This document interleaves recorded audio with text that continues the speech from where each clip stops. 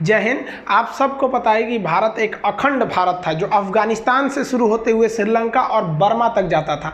आखिर ये कैसे टूट गया और राज्यों का पुनर्गठन कैसे किया गया, और ये संविधान में इसकी जो चर्चा है 22 भाग में से जो पहला भाग है वो भाग 1 है, इसको हम समझते हैं। देखिए, शासन चलाने के लिए, देश और राज्य का शासन कैसे चलेगा उसको चलाने के लिए जिस किताब का नाम है उसे कहते हैं भारतीय संविधान, जिसे हम पॉलिटी के अंतर्गत पढ़ते हैं।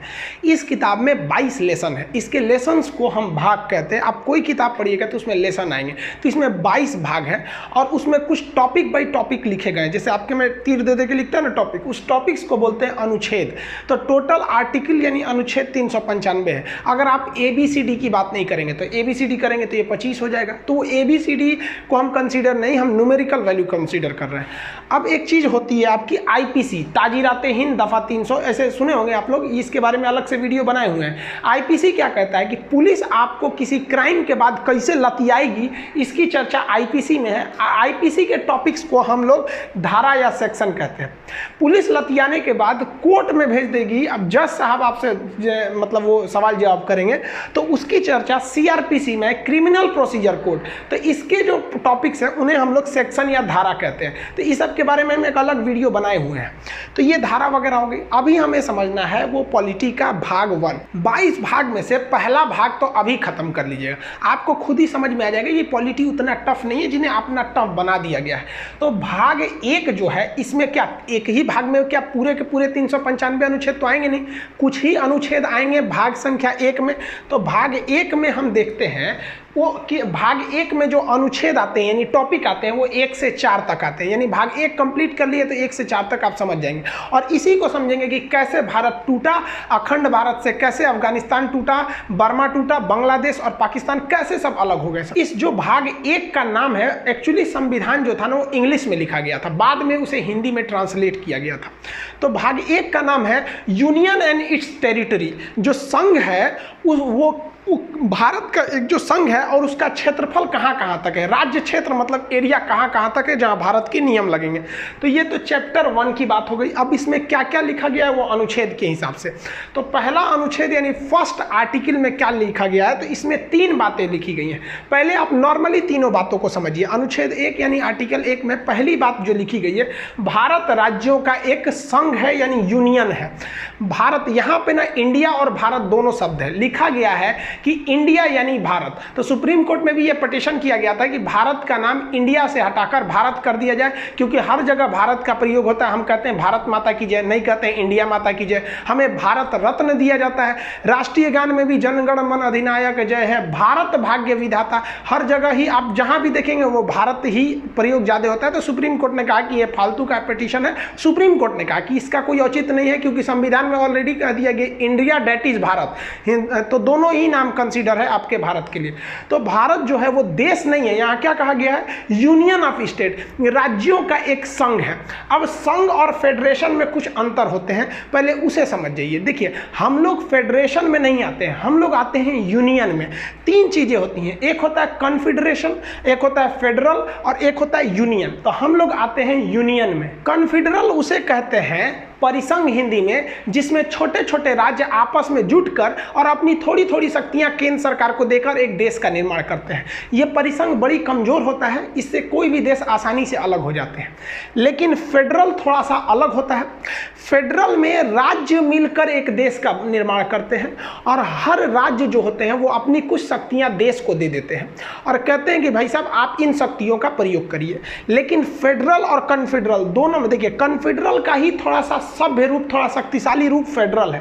फेडरल में कोई भी राज्य उस देश से अलग हो सकता है, और यूनियन एक ऐसा देश होता है जिसमें राज्य अलग नहीं हो सकते। तो मेन यही अंतर है कि फेडरेशन वह राज्य होता है जिसमें कोई भी राज्य अलग हो सकते हैं उस देश से। यूनियन एक ऐसा देश होता है जिसमें कोई अलग नहीं हो सकता। कॉन्फेडरल ऐसा होता है जिसमें जब मन तब अलग हो सकते हैं।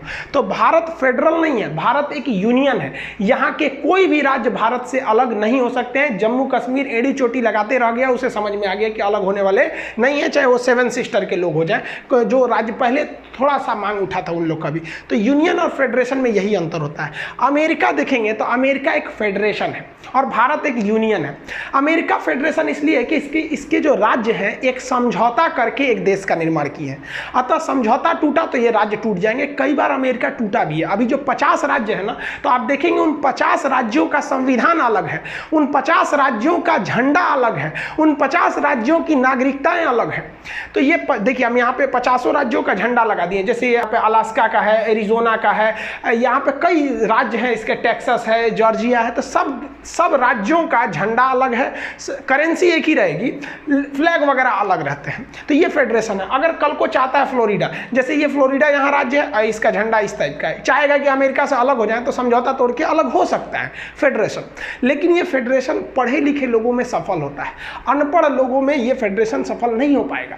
तो भारत ने देखा कि अगर हम फेडरेशन बनाएंगे, भारत को संविधान वालों ने देखा तो यहाँ 75 ठो भाषाएं बोली जाती हैं, अलग अलग रहन सहन है। उत्तर भारत में लुंगी का प्रचलन नहीं है, दक्षिण भारत में लुंगी एक महत्वपूर्ण प्रावधान उन लोग का होता है, कपड़े में गिना जाता है। जबकि उत्तर भारत, राजस्थान में देखेंगे तो पगड़ी है, पंजाब का अलग है। तो उन्होंने देखा कि भाई अगर हमने फेडरेशन बना दिया तो आगे चल के ये अलग हो जाएंगे, इसलिए भारत ने फेडरेशन न चुन के भारत ने यूनियन बनाया। यूनियन को भी हिंदी में संघ कहते हैं, फेडरेशन को भी हिंदी में संघ कहते हैं। इसलिए अगर आपसे क्वेश्चन पूछेगा भारत राज्यों का क्या है, तो ऑप्शन डी पे लिखा होता है संघ, उसे मत मारिएगा। ऑप्शन बी पर लिखा जाता है यूनियन, तो उसे मारिएगा, क्योंकि संघ की तो दो इंग्लिशें होती हैं, फेडरेशन भी होता है, यूनियन भी होता है।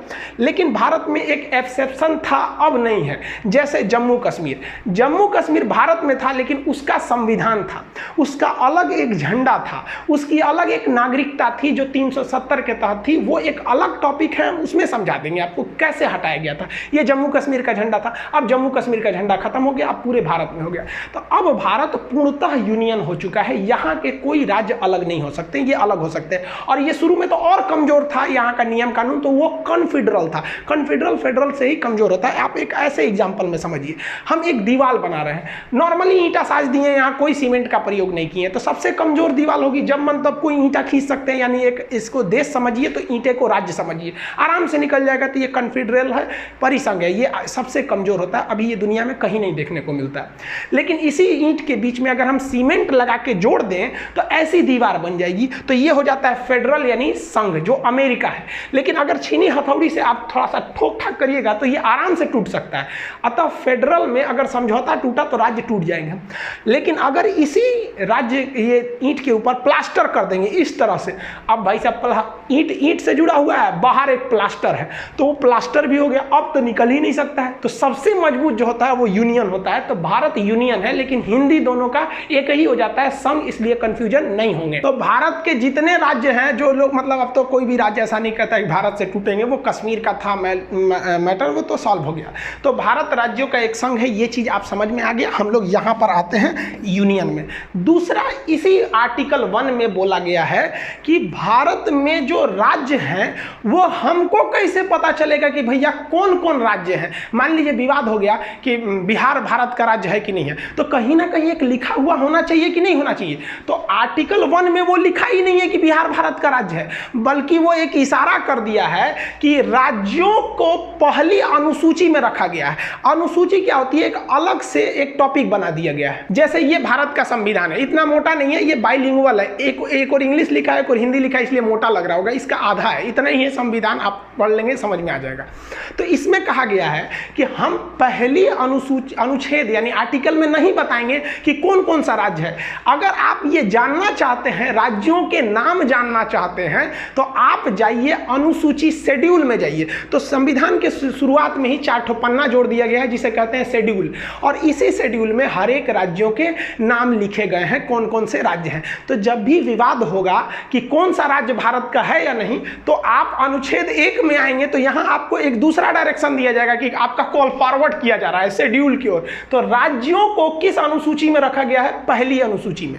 और इसमें एक और बात कहा गया है, अब दिल्ली हो जाएगा, कहेगा हम केंद्र शासित प्रदेश है, राजस्थान कहेगा हम पूरा राज्य है। अब राज्यों की भी कैटेगरी है, तो इसको भी अनुच्छेद 1 में रखकर दूसरे ओर डाइवर्ट किया गया। कहा गया है कि भारत में जितने भी राज्य हैं इस संविधान के अंतर्गत उन्हें 3 प्रकार से बांटा जाएगा।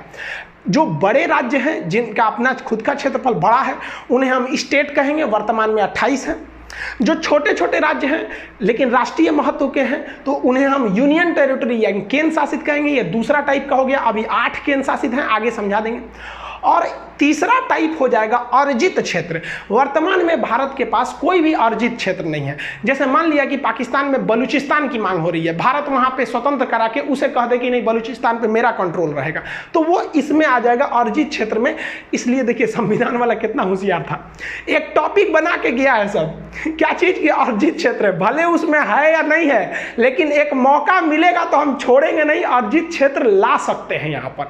तो आप मोटा मोटी समझेंगे तो आप यहीं पे देखेंगे तो भारत राज्यों का यूनियन है। इसमें कौन कौन से राज्य आते हैं वो यहाँ बताया गया है कि ये पता करने के लिए अनुसूची 1 में जाइए, और साथ ही साथ उनमें कैटेगरी कौन कौन सी है। तो इसमें बोला गया है 3 प्रकार की कैटेगरी होती है और भारत राज्यों का एक यूनियन है। तो अनुच्छेद संख्या 1 कंप्लीट हो गया। अब 2 समझते हैं। आर्टिकल 2 में कहा गया है, अनुच्छेद 2 में, कि संसद को यह अधिकार है कि भारत के बाहर अगर कोई देश है तो उसे वो भारत में मिला सकता है, या किसी देश का कोई टुकड़ा है जो मिलना चाहता है उसे मिला सकता है।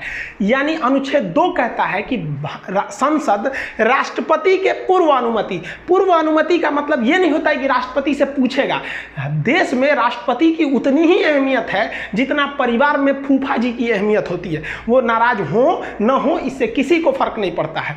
तो यहां तो इज्जत देने के लिए भले लिख दिया गया है कि पूर्व अनुमति, लेकिन एक्चुअली में ये होता है उन्हें बस सूचना दे दिया जाता है कि हम फला राज्य को मिलाने जा रहे हैं। सपोज नेपाल बड़ी कूद रहा है यहाँ पर। अब मान लीजिए, हम समझने के लिए बोल रहे हैं भाई, नेपाल के लोग आप बुरा नहीं मानेंगे, हम समझाने के लिए बोल रहे हैं। मान लीजिए नेपाल को लगा कि नहीं भारत में मिल जाना चाहिए, तो संसद राष्ट्रपति को सूचना देंगे, अरे राष्ट्रपति जी पहाड़ी पे बैठा है। कौन पहाड़ी है?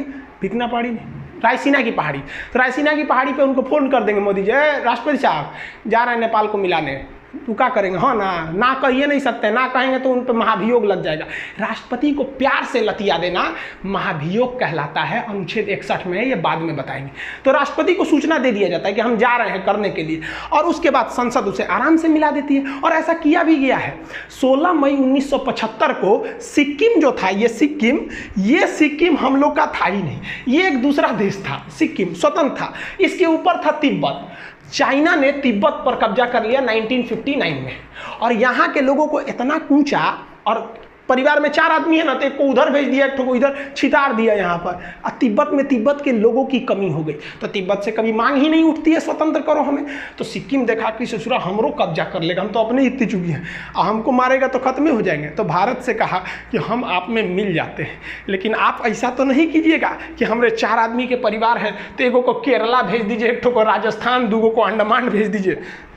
भारत ने कहा कि देखिए भाई, हम वसुधैव कुटुंबकम के रहने वाले, यदि आप हमारे में मिलेंगे तो आपको वो सारे अधिकार दिए जाएंगे जो भारत के अन्य जितने राज्य हैं उन्हें ये अधिकार प्राप्त हैं। तो इस प्रकार सिक्किम राजी हो गया। तो 16 मई 1975 को सिक्किम भारत का 22वां राज्य बन गया। समझ में आ गया कि नहीं आ गया? लेकिन सिक्किम डायरेक्ट नहीं बना था, सिक्किम उसके लिए कुछ काम किया था। पहले वो ट्राई किया था कि भारत में हमें रहना ठीक है कि नहीं। तो इसके लिए संविधान में 35वां संशोधन किया गया 1974 में, और सिक्किम को एक सह राज्य बनाया गया कि वो ना मेरा राज्य है ना पड़ोसी है, वो विदेशी है लेकिन हमारी तरह एकदम सह राज्य, मतलब एक साथ को स्टेट की तरह व्यवहार करेगा। और इसके लिए संविधान में एक स्पेशल अनुच्छेद जोड़ा गया था, अनुच्छेद 2 का ए। लेकिन बाद में सिक्किम के लोगों को लगा कि नहीं, ये तो भारत एकदम हमारी तरह है। तो सिक्किम को अगला संशोधन करके 36वां संशोधन 1975 में करके सिक्किम को भारत का 22वां राज्य बना दिया गया। आज सिक्किम के लोगों, हम सब सिक्किम के लोग भी को पता है कि उनके साथ कोई भेदभाव नहीं किया जाता है। हम लोग भी जब इलाहाबाद में पढ़ते थे तो 1-2 दोस्त हम लोग के थे सिक्किम के, कोई भेदभाव नहीं किया जाता। वो लोग भी एकदम भारत को अपना समर्पित रहते। ये भारत है, यहाँ जो आएगा वो इस जमीन को चूमेगा। जो यहाँ आया वो इस सौभाग्य हम लोग का, जो इस पावन धरती पर हम लोगों ने जन्म लिया। तो सिक्किम भारत का 22वां राज्य बन गया। तो अनुच्छेद 2 क्या कह रहा है? विदेशी राज्य को भारत में मिला लो। अब अनुच्छेद 3 क्या कहता है? भाई, एक तो कह दिया भारत राज्यों का यूनियन है, 2 कह दिया विदेशी को मिला लो। और अनुच्छेद 3 कहता है कि संसद वर्तमान में भारत में जितने राज्य हैं उनमें तोड़-फोड़ कर सकता है। यानी किसी राज्य का नाम बदल सकता है, कभी देखिए ना कलिंग से हो गया उत्कल, उड़ीसा, ओडिशा, कई बार नाम चेंज हो जाते हैं, सबकी अक्सर नाम चेंज हो जाते हैं। उत्तर प्रदेश का पहला नाम था यूनाइटेड प्रोविजन, मध्य प्रदेश को सेंट्रल प्रोविजन। तो संसद किसी भी राज्यों के नाम बदल सकती है, उन्हें सीमा बदल सकती है, यानी यूपी से कुछ काट के मध्य प्रदेश को दे सकती है, बिहार से कुछ काट के बंगाल को दे सकती है। तो सीमा भी बदल सकती है, नाम भी बदल सकती है, और बिना उस राज्य के सहमति, तुम घुसियाए हो चाहे कुछ किए हो, इससे मतलब नहीं है। संसद केवल एक फॉर्मेलिटी निभा देती है कि राष्ट्रपति के पूर्व अनुमति से, राष्ट्रपति से कहती है सुनिए राष्ट्रपति साहब, आप राज्यवा को फोन कर दीजिए तो कि हम तोरा तोड़ने जा रहे हैं। याद करिए तेलंगाना के लोग, राष्ट्रपति ने आंध्र प्रदेश से कहा था कि हम आपको तोड़ना चाहते हैं, तेलंगाना में 2 भाग में। आंध्र प्रदेश के लोगों ने, वहां की असेंबली ने इसका पूरा विरोध किया था। असेंबली से पास नहीं हुआ था कि हमें तोड़ा जाए, लेकिन 2014 में चूंकि इलेक्शन थे और डिमांड था वहां पर, तो इसलिए वो राज्य तुम जाओ उससे कोई मतलब नहीं है, ये यूनियन है, यूनियन में केंद्र को ज्यादा शक्ति है। और संसद ने साधारण बहुमत यानी 50% से पास कर दिया कि आंध्र प्रदेश को तोड़ा जाएगा। आंध्र प्रदेश टूट गया। तेलंगाना में आंध्र प्रदेश के लोग चिल्लाते रह गए, काहे तोड़ा, तेलंगाना टूट के अलग हो गया। तो अनुच्छेद 2 कहता है कि विदेशी को मिलाइए, और 3 कहता है जो मिलल है तो उन्हें को घोर घार के थूर थार के जैसे करना है करिए, बिना उस राज्य की अनुमति के। इसके कुछ छोटे छोटे एग्जाम्पल देखिए। मध्य प्रदेश से तोड़ दिया गया छत्तीसगढ़ को 1 नवंबर सन 2000 को, उत्तर प्रदेश से तोड़ दिया गया उत्तराखंड को 9 नवंबर सन 2000 को, और बिहार से तोड़ दिया गया झारखंड को सन 15 नवंबर सन 2000 को। और जम्मू कश्मीर के लोग चिल्ला रहे थे 370। अरे भाई साहब, आप पढ़े, क्लास काहे नहीं किए? असल में उस समय हम यूट्यूब पर क्लास नहीं लेते थे। अगर यूट्यूब पर क्लास लेते ना तो उन लोग को पता रहता कि भाई साहब इतना मत कूदो, क्योंकि अनुच्छेद 3 कहता है कि बिना राज्य की अनुमति है तुमको तोड़ देंगे। तो जम्मू कश्मीर के लोग जो कहते थे कि हम अपना देश बनाएंगे, अरे भाई साहब अब तो आप राज्य भी नहीं रहे, केंद्र शासित हो गए। यही हो गया भाई साहब। हिटलर ने भी क्या कहा था कि जनता को इतना न चूस दो कि जिंदा रहने को ही वो अपने लिए विकास समझे। बस यही हुआ। जम्मू कश्मीर के लोग कहते थे कि हम देश बनाएंगे, मोदी जी ने ऐसा न काम किया, उनको राज्य भी नहीं छोड़ा। तो आज लोग कहते हैं नहीं, हम देश अब छोड़े, अब हमको कम से कम राज्य बना दीजिए। अरे बाप रे भाई, मैं मोदी बैठल है। जो व्यक्ति पत्नी से नहीं डरा ना, दुनिया में किसी से नहीं डरेगा। देखिए अब इसी में ना एक और विवाद चालू हुआ था, आपको पता होगा बेरूबरी यूनियन केस 1960 में क्या हुआ था। बेरूबरी पश्चिम बंगाल का एक गांव था, वहां से एक केस किया गया था भारत के ऊपर। क्या केस था तो देखिए इसकी शुरुआत कैसी हुई। ये भाई साहब सीरियल रेडक्लिफ, ये भारत के विभाजन करने आए थे। 2 दिन में भारत का विभाजन करके रख दिया ये आदमी। सोचिए, ये भारत को कभी जानता नहीं था कि यहाँ कई तरह की भाषाएं बोली जाती हैं, यहाँ कई धर्म रहते हैं, धर्म के नाम पर यहाँ कितनी लड़ाइयाँ लड़ी जाती हैं आज़ादी से पहले से लेकर आज तक में। ये आया टेबल पे भारत का नक्शा रखा और काटना चालू कर दिया। यहाँ से ले लिया, इसने कहा कि भाई साहब ये वाला रहेगा, ये इधर से, ये इधर पाकिस्तान, एगो इधर खींच दिया, ये हो गया बांग्लादेश। इसी का नाम हो गया कि सीरियल रेडक्लिफ, जिसे आप शॉर्टकट में रेडक्लिफ लाइन कहते हैं। इसने कैसे किया तो नक्शा लिया भारत का, जितने इधर पुलिस स्टेशन थे ना, सारे पुलिस स्टेशन पे ऐसे डॉट डॉट बनाया, सबको खींच दिया, कहा कि लो इधर वाला पाकिस्तान इधर तुम, इधर भी कहा अच्छा इसको भी बांटना है, पूर्वी पाकिस्तान को भी, कोई दिक्कत नहीं। सारा पुलिस स्टेशन को मिलाया, घचाक से एक लाइन खींच दिया, हो गया। पता चला किसी का घर इंडिया में रह गया, खेत बांग्लादेश में चल गया, किसी का दुआरा इंडिया में है, आंगना चल गया बांग्लादेश में। अजब अजब कांड करके चल गया। अरे भाई इनका अपना रहता तब ना समझ में आता, यही कांड हो गया। इसमें सबसे फेमस हो गया बेरूबरी। बेरूबरी क्या था तो वो भारत में था, यहाँ बांग्लादेश में था, यहाँ पर भारत में। लेकिन इसको ना रियल में जाना चाहिए था बांग्लादेश में, क्योंकि यहाँ सारे लोग मुस्लिम थे, लगभग 90% से ज़्यादा लोग मुस्लिम थे। और बांग्लादेश में भी कुछ ऐसे जगह थे जहाँ पर 90% से ज़्यादा लोग हिंदू थे। इन्हें आना चाहिए हिंदुस्तान में और इस जमीन को जाना चाहिए बांग्लादेश में, ये होना चाहिए। तो भारत ने सोचा कि एक काम करते हैं, बदला बदली कर देते हैं। कहते हैं कि भाई वो मेरी ज़मीन है, तुम रख लो और वहाँ के लोग को यहाँ भेज दो। ये तुम्हारी ज़मीन है बांग्लादेश, इसे हम रख लेते हैं, यहाँ के लोगों को तुम रख लेते हो। तो कितना अच्छा था। लेकिन जब ये मामला गया तो सुप्रीम कोर्ट में नेहरू जी ने, उस समय नेहरू जी प्रधानमंत्री थे, उन्होंने सोचा कि आराम से करा लेंगे। खान सर तो बताइए किए हैं कि संसद कुछ भी कर सकती है, राज्यों के नाम परिवर्तन सीमा कर सकती है। लेकिन भाई साहब खान साहब से ज़्यादा होशियार है सब सुप्रीम कोर्ट का जज। सुप्रीम कोर्ट ने कहा कि ये नेहरू जी, ये जो नियमवा लग रहा है ना, ये केवल हिंदुस्तान पर लागू होता है कि आप एक राज्य को तोड़ के दूसरे को दे सकते हैं।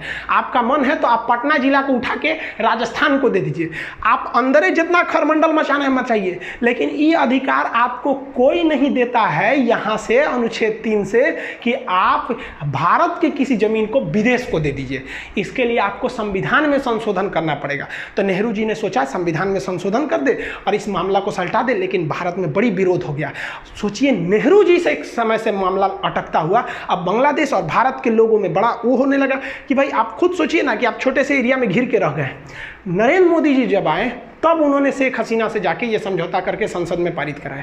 सोचिए, नेहरू जी के समय का मामला आट के नरेंद्र मोदी जी किए, लेकिन नरेंद्र मोदी की कोई जनता विरोध नहीं किया, लेकिन नेहरू जी का विरोध किया। तो हमारे देश में भी एक खराबी है, हम लोग ये नहीं देखते हैं ना कि देश के लिए सही है या गलत है, हम लोग पार्टी का चेहरा बन जाते हैं। ये गलत है, आखिर वही काम कर रहे थे, जल्दी से उलट जाता। खैर, राजनीतिक में नहीं जाना चाहिए। अब भाग 1 में केवल 4 अनुच्छेद थे, 1, 2, 3, 4। चौथा पर ये बड़ा सिंपल है। चौथा कहा गया है कि जब संसद अनुच्छेद 2 का प्रयोग करेगी, यानी किसी विदेशी राज्य को मिलाएगी, या अनुच्छेद 3 का प्रयोग करेगी, यानी किसी राज्य को तोड़ेगी, तो उसके लिए राष्ट्रपति से किसी विशेष अनुमति की जरूरत नहीं है, क्योंकि इसे अनुच्छेद 368 के बाहर रखा गया है।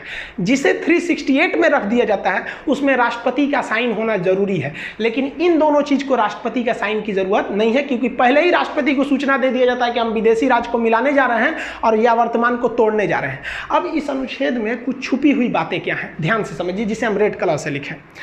अनुच्छेद 4 कहता है कि किसी विदेशी राज्य को मिलाने के पहले या वर्तमान किसी राज्य को तोड़ना अगर चाहते हैं तो आपको संसद में 2/3 यानी 66% वोट की जरूरत नहीं है, आपके पास केवल 50% वोट है, तो आप समझिए कि आप कर सकते हैं। और आप बताइए 50% वोट मतलब 545 जो है, हमारे यहाँ कितने हैं सर, 545। इसका अगर आप में निकालेंगे 50% तो 272 होता है, तो जिसे 273 मान लेते हैं। 72.5 आदमी कैसे आएगा, काट के नहीं ना आएगा, 273। तो 273 कोई हम साधारण बहुमत कहते हैं, जिसे 50% हो गया। तो अब बताइए 273 सरकार के लिए चाहिए, तो यानी जो भी सरकार है उसके पास 273 बहुमत है और वो आराम से इस दोनों काम को कर सकती है, यानी ज़्यादा तामझाम करने की ज़रूरत नहीं है। दूसरा इसमें छुपी हुई बात क्या है कि ये विधेयक यानी 2 और 3 का प्रयोग करते पहले, यानी विदेशी राज्य को मिलाने और वर्तमान राज्य को तोड़ने से पहले ही हम राष्ट्रपति को सूचना दे देते हैं कि हम ये करने जा रहे हैं। इसलिए राष्ट्रपति को ये अधिकार ही नहीं है कि राष्ट्रपति उसको लौटाए कि आपने ऐसा क्यों किया, भाई हम तो पहले ही आपको सूचना दे दिए थे। इसलिए राष्ट्रपति इस पर साइन करने के लिए बाध्य है। बाध्य बनाने के लिए इसे 368 के बाहर रखा गया है। और इस अनुच्छेद की और छुपी हुई बात क्या है कि हमारे संविधान में एक अनुसूचियां हैं, कई 12 अनुसूचियां हैं। उस अनुसूची में 1 में लिखा गया है कौन कौन सा राज्य है। अब एक बात बताइए, आप किसी विदेशी राज्य को मिला लिए या किसी राज्य को तोड़ दिए, तो अनुसूची 1 में भी तो जाके वहां चेंजिंग करना पड़ेगा ना कि भैया हमने ये वाला राज्य मिला दिया या ये वाला राज्य तोड़ दिया। तो अनुसूची 1 में भी आपको चेंजिंग करना पड़ेगा। इसी के साथ उसमें भी राष्ट्रपति टोक टाक नहीं करेंगे। और अनुसूची 4 जो है उसमें लिखा गया है कि किस राज्य से कितने सांसद उठेंगे राज्यसभा के लिए। तो भाई आपने तोड़ दिया या मिला दिया तो जेन्युइन है, कुछ चेंज हो जाएगा। तो साथ ही साथ आपको अनुसूची 4 में भी चेंजिंग करना पड़ेगा और उसमें भी आपको कोई रोक टोक नहीं करेगा। ये संविधान का था आपका भाग संख्या 1। तो संविधान का भाग 1 अनुच्छेद 1 से 4 तक चालू होता है, जो कंप्लीट हो गया। 1 कहता है भारत राज्यों का यूनियन है, 2 कहता है विदेशी को मिलाओ। देखो संविधान वाला कितना होशियार था। पहले कहा कि विदेशी को मिला लो 2 में, और उसके बाद कहा अब मिल गया ना, अब जो वर्तमान में अब आ गया, अब इसको कूच काच करके कुछ भी करते रहो, कोई दिक्कत नहीं है। और अनुच्छेद 4 में कहा है कि ये दोनों काम आप साधारण बहुमत से कर सकते हैं, राष्ट्रपति इसमें बाध्य रहेंगे आपकी बात को मानने के लिए। अब अखंड भारत को समझते हैं। ये नक्शा देखिए, ये है हमारा अखंड भारत। इतना बड़ा भारत था, लेकिन इसके टुकड़े होते गए क्योंकि हम आपस में लड़ते गए थे, इसीलिए टुकड़े हुए। सबसे पहले जो हुआ 1893 में डूरंड लाइन खींच दी गई। यहाँ पर इंडिया पाकिस्तान के बीच में, अफगानिस्तान और पाकिस्तान तो उस समय भारत में ही था, यहाँ खींच दिया गया डूरंड लाइन। उस पार हो गया अफगानिस्तान, यानी अफगानिस्तान को अंग्रेजों ने साइड कर दिया क्योंकि वहाँ पहाड़ वगैरह ज़्यादा था, उतना उपयोगी नहीं था। तो ये हो गया डूरंड लाइन। ये वर्तमान में अलग करती है अफगानिस्तान और पाकिस्तान को। लेकिन जब ये खींचा गया था तो ये अफगानिस्तान और भारत की सीमा बनाती थी। एक डूरंड कप भी होता है, एक मैच जो फुटबॉल से संबंधित होता है, अक्सर क्वेश्चन पूछता है। तो ये अखंड भारत का पहला टुकड़ा। अखंड भारत का दूसरा टुकड़ा हो गया 1935 में। 1935 में यहाँ से म्यांमार जो उस समय उसका नाम था बर्मा था, ये अलग हो गया यहाँ से। और इस साइड से ये देखिए ये पाकिस्तान अलग हो गया। अब पाकिस्तान का विभाजन इस आधार पर हुआ था कि जिधर मुस्लिमों की संख्या ज़्यादा है उसे पाकिस्तान बना दिया जाए। तो इधर भी मुस्लिम ज़्यादा थे तो ये हो गया पश्चिमी पाकिस्तान और ये हो गया पूर्वी पाकिस्तान, जो आगे जाकर बांग्लादेश हो गया। इस पर एक अलग वीडियो बना दिए हैं, बांग्लादेश कैसे अलग हुआ था। अब बच गया हिंदुस्तान, इतना बढ़िया। अब ये हो गया आपका सीरियल रेड क्लिप रेखा जो भारत पाकिस्तान को विभाजन करती है। और भारत बांग्लादेश के बीच जो है बॉर्डर, उसे हम लोग जीरो लाइन के नाम से जानते हैं। भारत को जब आज़ादी मिली तो भारत का निर्माण करना इतना आसान नहीं था और वल्लभ भाई पटेल को कोई ऐसा ही लौह पुरुष नहीं कहता है।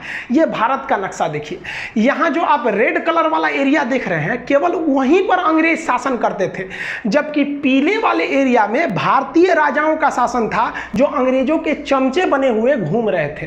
तो अंग्रेजों के जो चमचे बने के घूम रहे थे तो उन्हें हम लोग देसी रियासत कहते थे। तो जब देश आज़ाद हुआ तो भारत में कई देसी रियासत थे। तो अंग्रेजों ने कहा कि देखिए भाई साहब, ये जो मेरा ब्रिटिश वाला एरिया है हम तो आपको दे ही देंगे, लेकिन उन्होंने इस पीले वाले क्षेत्र से कहा कि आप या तो पाकिस्तान में मिल जाइए या तो भारत में मिल जाइए, आपका मन तो आप स्वतंत्र राज्य भी बना सकते हैं, एक देश भी बना सकते हैं। तो पाकिस्तान में कुल 13 देसी रियासतों ने विलय कर लिया। इसकी बात छोड़िए, यहाँ पर भारत की बात करते हैं। भारत में जो प्रिंसली स्टेट थे, जो देसी रियासत थे, उनकी संख्या 552 थी।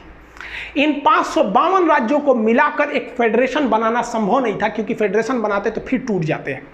इसलिए सरदार पटेल की जिम्मेदारी दी गई कि इसको मिलाकर यूनियन बनाइए। इस काम में 3 लोगों की महत्वपूर्ण भूमिका है। सरदार पटेल, वीपी मेनन उस समय के आईएएस अधिकारी सचिव हुआ करते थे, और माउंटबेटन का भी योगदान है। ये तीनों क्वेश्चन पूछता है। एक बार एग्जाम में पूछा था कि राज्यों के एकीकरण में किसका योगदान था, सरदार पटेल और वीपी मेनन का नाम ही नहीं था, तो उस समय आप लगाएंगे माउंटबेटन को। इन तीनों लोगों की ने मिलकर 552 राज्यों को आपस में मिला दिया। लेकिन 3 राज्य ससुरे बड़ी मनबड़ था सब। अब वो 3 राज्य कौन कौन से, तो भाई एक हैदराबाद, यहाँ देखिए ये जो देख रहे हैं ना, ये पहले एक स्टेट हुआ करता था हैदराबाद, आज भले एक शहर है, एक स्टेट हुआ करता था। हैदराबाद के राजा का अलग ही डिमांड था, उनको अलग राज्य चाहिए था। अरे भाई साहब, भाई ये अलग देश कहाँ बनाएंगे बिचुआ में से, यहाँ से अलग देश के लिए। लेकिन यहाँ पर अराजकता फैल गई, मारपीट बहुत होने लगा। तो सरदार पटेल ने चारों ओर से पुलिस भेज दिया, चारों ओर से। वो आर्मी थी, पुलिस की वर्दी में गई थी, जिसका नाम दिया गया ऑपरेशन पोलो। ऑपरेशन पोलो के तहत हैदराबाद को भारत में मिला दिया गया। इनके स्वतंत्र देश का सपना हमेशा के लिए टूट गया यहाँ पर। तो ये ऑपरेशन पोलो सफल हुआ। दूसरा ये वाला राज्य था जूनागढ़। जूनागढ़ क्या था कि जूनागढ़ की जनसंख्या जो थी, अधिकतर जनसंख्या हिंदू थी, लेकिन वहाँ के राजा जो थे वो मुस्लिम थे। तो जूनागढ़ ने कहा कि नहीं भाई, हम पाकिस्तान में जाना चाहते हैं। अरे भाई साहब, तू यहाँ से पाकिस्तान में कैसे जाएगा। तो सरदार पटेल ने जूनागढ़ में रेफरेंडम करा दिया, जनमत संग्रह। वहाँ के लोगों से पूछा आप कहाँ रहना चाहते हैं। ज़्यादातर लोगों ने कहा हिंदुस्तान में रहना चाहते हैं। बस जैसे हिंदुस्तान में रहना चाहते हैं, ये वाला भी मैटर सॉल्व हो गया। लेकिन अलग मैटर हो गया जम्मू कश्मीर के साथ। जम्मू कश्मीर की सिचुएशन थोड़ी अलग थी। यहाँ जनता ज़्यादातर मुस्लिम थी, लेकिन राजा हिंदू थे, राजा हरि सिंह। और राजा हरि सिंह ने अलग टाइप का डिसीजन ले लिया। उन्होंने कहा कि ना हम भारत में मिलेंगे और ना ही हम पाकिस्तान में मिलेंगे, हम एक अलग देश बनाएंगे। तो अंग्रेजों ने तो खुली छूट दी थी कि भाई जिन्हें अपना देश बनाना है बना लें। तो भारत ने कुछ नहीं किया, और लेकिन पाकिस्तान ने ना वहाँ से दगाबाजी किया। पाकिस्तान आतंकवादियों को घुसा दिया इस एरिया में, धड़ाधड़ यहाँ आतंकवादियों का पूरा घुस गया सब। इतना एरिया में आतंकवादी पूरा घुस गए थे सब। अब राजा हरि सिंह को लग गया कि अगर हम अपना देश बनाने के लिए चलेंगे ना तो मेरा परिवार भी नहीं बचेगा।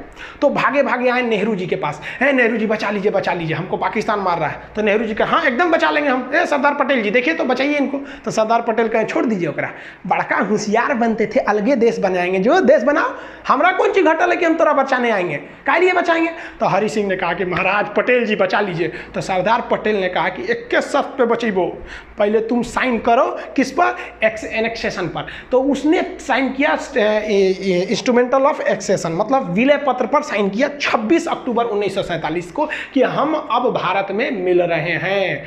तो सरदार पटेल ने कहा इन होशियारी हुआ, अब हम सेना भेजते हैं। तब यहाँ से भारत में सेना भेजा गया और भारत की सेना उनको खदेड़ दिया यहाँ पर। और भारतीय सेना उस समय बहुत ही बहादुरी से लड़ी थी, और वो क्योंकि अंग्रेज हमें अंधेरी गली के मुहाने पे छोड़ के चले गए थे और स्टार्टिंग में युद्ध झेलना पड़ गया था। और इस वक्त में नौशेरा में पाकिस्तानी फौज बहुत बहादुरी से लड़ रही थी, वो सब बहुत खतरनाक लड़ रहे थे। तो भारत के ब्रिगेडियर थे उस समय ब्रिगेडियर उस्मानी ने कहा कि जब तक हम पाकिस्तानियों को खदेड़ नहीं देते तब तक हम जमीन पे सोएंगे, इसलिए उन्हें नौशेरा का शेर कहा जाता था। और इनके बदौलत बहुत पूरे भारतीय सैनिक की बहादुरी के बदौलत यहाँ लड़े। और यही वाला एरिया जब तक भारतीय सेना पहुंचे पाकिस्तान कब्जा कर चुका था, जिसे आज भी हम पीओके के नाम से जानते हैं। और यही सीज फायर बन गया और कश्मीर भी भारत का एक अंग बन गया। सरदार पटेल, वीपी मेनन और लॉर्ड माउंटबेटन ने मिलकर 552 देसी रियासतों को तो मिला दिया, लेकिन चौपट कर दिया कब? जब भारत का संविधान लागू हुआ 1950 में भारतीय राज्यों को 4 कैटेगरी में बांट दिया गया। इस टाइप में बांटा गया, ABCD टाइप में बांट दिया गया। ए में किसे रखा गया? वह एरिया जहां पर अंग्रेजों का शासन था। बी में रखा गया वह एरिया जहां देसी रियासतों का शासन था। सी में रखा गया वह एरिया जहां वह बड़े शहर जहां अंग्रेज न केवल उस शहर पर कब्जा कर रहे थे, जैसे अजमेर के अगल बगल में नहीं किए थे, मेन सिटी अजमेर, भोपाल, इस सब टाइप में, तो उसे कमिश्नरी स्टेट कहा गया, उसे सी टाइप में रखा गया था। और डी में तो यूनियन टेरिटरी, जिसमें केवल आपका अंडमान निकोबार था। तो इस तरह से भारत थे साहब। अजी बताइए नहीं, इस तरह से भारत का नक्शा था। देखिए ना, ये अजमेर अलग है, भोपाल अलग है, इस टाइप का। मैसूर में अलग था, कमिश्नर का शासन चल रहा था, अलग अलग टाइप का था भाई, प्रिंसरी स्टेट वगैरह थे। तब क्या किया जाए प्रिंसरी स्टेट में? अब इसका शासन करने में बड़ा दिक्कत होता था, तो इसको बेहतरीन ढंग से बनाने के लिए कई कमिटीज़ का गठन किया गया, जिसमें सबसे पहली कमेटी थी इलाहाबाद हाई कोर्ट के जज एसके धर कमीशन, जिसे एसके धर आयोग कहते हैं, 1948 में बैठी थी। इनसे कहा गया क्यों ना हम भाषा के आधार पर राज्य बना दे, कि जहाँ पंजाबी भाषा बोली जा रही है पंजाब, जहाँ कन्नड़ बोली जा रही है कर्नाटक, इस तरह से जहाँ गुजराती है तो उसे गुजरात। तो एसके धर ने कहा कि ये सरासर गलत होगा। तो उसके बाद एक और कमेटी उसी साल गठित की गई, JVP, जवाहरलाल नेहरू, वल्लभ भाई पटेल और पट्टाभी सिद्धारमैया, ये तीनों लोग की समिति ने भी कहा कि भाई भाषाई आधार पर राज्यों का गठन नहीं होना चाहिए। उन्होंने भी इसका विरोध किया। लेकिन इसी कड़ी में एक बहुत बड़ा मोड़ आ गया। मोड़ आया 1952 में। 1952 में ये वाला एरिया मद्रास था। देखिए कितना बड़ा था ये एरिया मद्रास।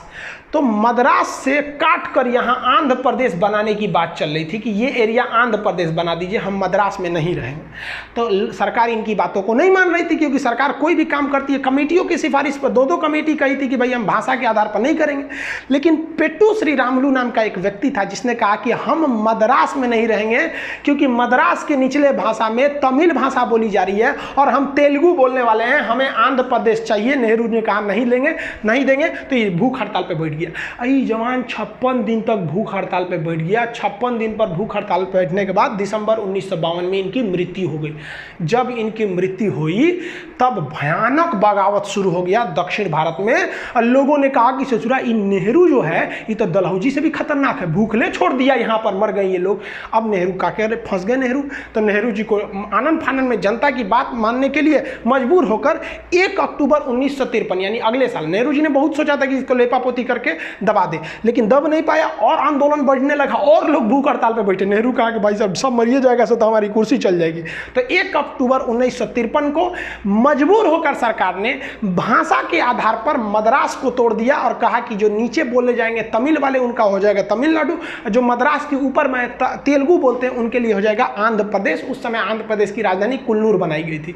तो क्वेश्चन 2 पूछता है यहाँ पर, भाषाई आधार पर गठित होने वाला पहला आयोग कौन था? तो एसके धर आयोग 1948। हालांकि ये दोनों आयोग ने 1949 में रिपोर्ट दिया था।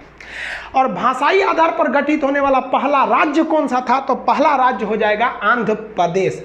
जैसे ये राज्य बना, देहात में कहा जाता है छुए के छुअनी लाग गई, मतलब किसी चीज़ को टच कर दे तो आदमी परख जाता है। बाकी राज्यों ने देखा कि अरे भाई साहब हम भी भाषा के आधार पर राज्य बनेंगे। तो गुजरात वाला कह रहा है कि भाई साहब ये बम्बई यहाँ से यहाँ तक है, ये हमारा अलग रहेगा, गुजरातियों के लिए गुजरात, मराठियों के लिए महाराष्ट्र। ले भाई साहब बवाल चालू, सबके लिए, सबको अलग अलग भाषा के लिए। सरकार पगला गई कि एगो को मनाने के चक्कर में गए ना, पूरे भारत में बवाल हो गया। इसलिए सरकार ने सोचा कि हम सुप्रीम कोर्ट से सलाह लेते हैं। तो सुप्रीम कोर्ट के जज थे खान बहादुर सर सईद फजल अली, जिन्हें हम लोग शॉर्टकट में फजल अली कहते हैं। तो सुप्रीम कोर्ट के जज फजल अली के नेतृत्व में एक आयोग का गठन किया गया और उन्हें कहा गया कि आप डिसीजन लीजिए कि देश का भविष्य किसमें ठीक है, भाषा के आधार पर किया जाए या क्षेत्र के आधार पर किया जाए। तो फजल अली आयोग में 3 सदस्य थे, एक फजल अली थे, 2 अन्य लोग थे। इसका गठन 1953 में हुआ था, लेकिन ये 2 साल बाद रिपोर्ट दिया था, 3 साल बाद 1956 में। याद रखिएगा, गठन 53, 56 पूछता है, ज़्यादातर रिपोर्ट पूछता है 1956 में। इसने कहा फजल अली आयोग ने कि भाषा के आधार पर राज्यों का गठन कर देना उचित है। गुजरात बोलने वाले गुजरातियों के लिए गुजरात दे दिए, मराठियों के लिए महाराष्ट्र दे दिए। लेकिन ऐसा कानून नहीं होना चाहिए कि जिन्हें गुजराती नहीं आती है वो गुजरात में नहीं रह सकते हैं, जिन्हें मराठी नहीं आती है वो महाराष्ट्र में नहीं रह सकते हैं। वो सबके लिए रहेगा, यानी कि एक राज्य एक भाषा वाला कानून नहीं होना चाहिए। जो आज महाराष्ट्र के कई लोग ऐसे न्यूज में आ जाता है कि भाई महाराष्ट्र में रहना है तो मराठी बोलना है। हालांकि हम ग्राउंड लेवल पे नहीं जानते हैं, जो ऐसे न्यूज आते हैं उसे हम लोग आपको बता रहे हैं। ऐसा नहीं होना चाहिए, पूरे देश में ऐसा होता भी नहीं। आप दिल्ली जाइए तो हर जगह के लोग रहेंगे। तो फजल अली आयोग ने स्टेट रीऑर्गेनाइजेशन सेटलमेंट कर दिया, राज्य पुनर्गठन कर दिया, और इन्होंने कहा कि इसी आधार पर आप राज्यों को बांटिए भाषा के आधार पर। और इस आधार पर इन्होंने जो बांटा, तो इसकी बात को कोई क्यों मानेगा? फजल अली की बात को हम क्यों मान लें? हमें आज़ादी मिली है, हमने अपने सांसद चुने हैं, संसद में पारित कराइएगा तब ना मानेंगे। तो इसको लागू कराने के लिए संविधान में संशोधन की जरूरत पड़ी। तो 7वां संशोधन 1956 में किया गया और इसी संशोधन के द्वारा फजल अली आयोग की सिफारिशों को मान लिया गया। क्वेश्चन कहेगा फजल अली आयोग की सिफारिशों को मानने के लिए या राज्य पुनर्गठन करने के लिए कौन सा संशोधन किया गया? तो 7वां संशोधन। और इसके आधार पर भाषाई आधार पर राज्यों का गठन किया गया। उस समय 14 राज्य बनाए गए और 6 केंद्र शासित प्रदेश बनाए गए। हम ये बता देंगे कि 6 से केंद्र शासित प्रदेश क्यों बनाए जाते हैं, ये आगे टॉपिक है उसमें बताएंगे। तो ये भी याद रखिएगा, फजल अली आयोग के द्वारा 14 राज्य, 6 केंद्र शासित, यानी टोटल 20 बनाए गए। उस समय का ये नक्शा है 1956 का टोटल। ये इस हिसाब से अभी भी गुजरात और महाराष्ट्र एक ही में थे, ये आगे जाकर फिर से अलग हुए। एक समस्या आई थी पंजाब के साथ। पंजाब बड़ा कॉम्प्लिकेटेड था, उसका पुराना नाम था Patiala and east Punjab state union, जिसे हम पेप्सू कहते हैं। इसको विभाजन करने के लिए ना क्या किया गया, एक आयोग का गठन किया गया, एक कमीशन का। उस कमीशन का नाम था शाह आयोग। शाह कमीशन ने 1966 में अपनी सिफारिश दी और कही कि इस पंजाब का विभाजन जरूरी है। इस पंजाब का वह एरिया जो पहाड़ी एरिया यानी हिमालय जहां है, उसे हम हिमाचल प्रदेश बना देते हैं। इस पंजाब का निचला भाग जहां पर हिंदी भाषा बोली जाती है, उस हिंदी भाषा वाले को हरियाणा बना देते हैं। और इस पंजाब का पश्चिमी भाग जहां पर मुख्य रूप से पंजाबी भाषा बोली जाती है, उसे हम पंजाब बना देते हैं। और पंजाब और हरियाणा के बीच एक कॉमन एरिया बना देते हैं जो दोनों की राजधानी रहेगी, जिस पर किसी का अधिकार नहीं रहेगा, उस पर राष्ट्रपति का अधिकार रहेगा, केंद्र शासित प्रदेश रहेगा, यूनियन टेरिटरी यानी यूटी बना दिया जाएगा, उसे चंडीगढ़ कह देंगे। तो जिसे आप पेप्सू